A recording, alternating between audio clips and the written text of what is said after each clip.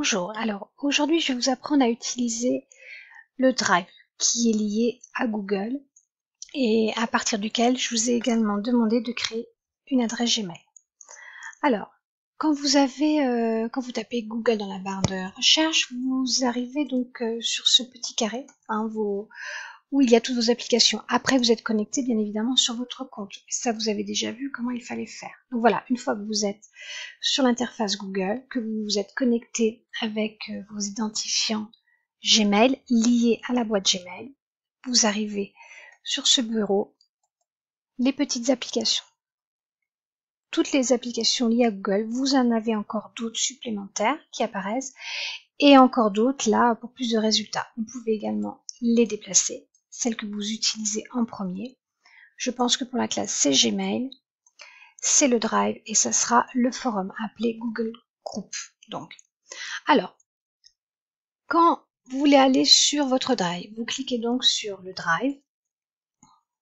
Voilà, vous arrivez encore sur un bureau, donc là ça va être le mien, et vous allez voir que vous pouvez créer des dossiers. C'est tout simple. On fait nouveau, on veut créer quelque chose de nouveau. Là, je viens de vous dire notamment un dossier. Vous mettez par exemple un titre, un premier STSS, créer. Vous avez créé un dossier premier STSS. Il n'y a rien d'autre à faire comme enregistrement. Vous travaillez dans un cloud, c'est-à-dire que les données sont virtuelles, sont stockées sur un serveur. Il n'y a rien d'autre à faire, à part donc avoir besoin d'une connexion Internet. Mais vous retrouvez tout de suite avec votre identifiant Gmail. Donc voilà, vous cliquez par exemple sur le dossier STSS et vous décidez de faire un document Word, par exemple à me partager ou à partager à un camarade. Nouveau, document, il s'appelle document, Google Document, mais voilà, et vous arrivez sur un document vierge qui a les mêmes fonctions qu'un document Word.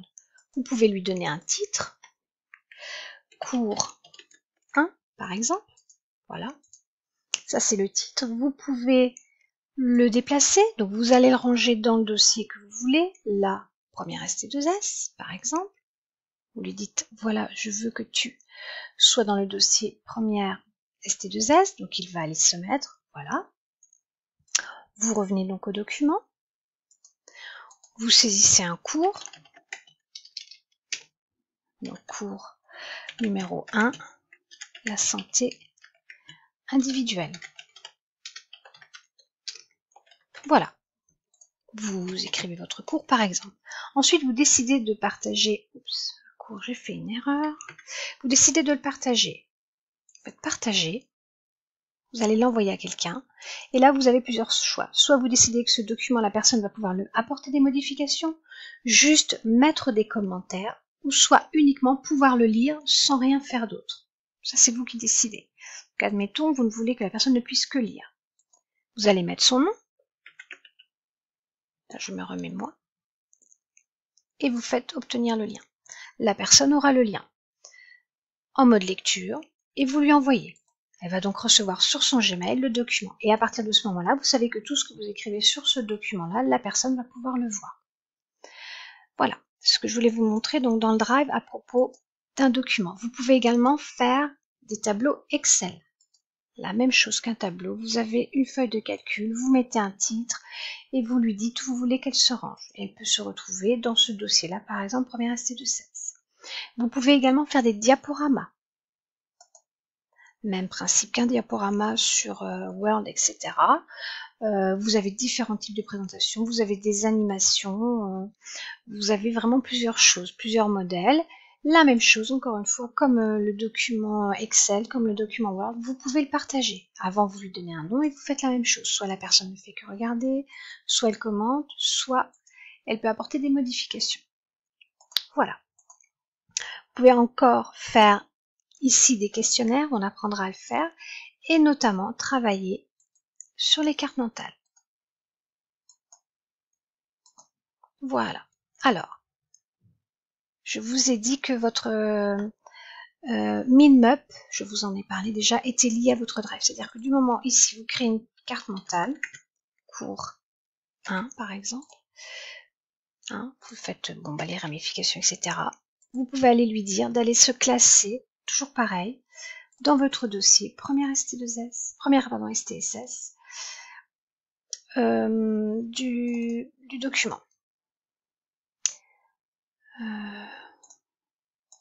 Voilà, elle va donc aller quand on retourne et voilà, la carte mentale est dans votre dossier, sur votre drive, de votre document, de votre Google Drive. Vous pouvez également, pareil, la partager, décider de la partager à quelqu'un de même manière. Il pourra modifier, il pourra commenter, il ne pourra faire que lire. Vous mettez l'adresse mail et tout de suite, si vous l'avez déjà dans vos contacts, il reconnaît, vous envoyez. Vous pouvez également la publier. Notamment, c'est quand je vous demande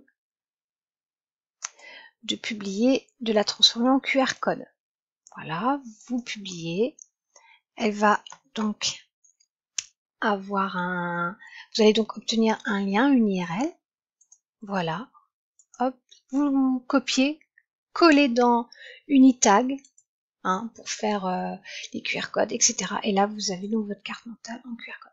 Donc voilà ce que je voulais vous montrer à propos de l'utilisation du bureau de travail qu'on appelle un drive dans Google et qui est donc bien lié à votre adresse Gmail. Merci.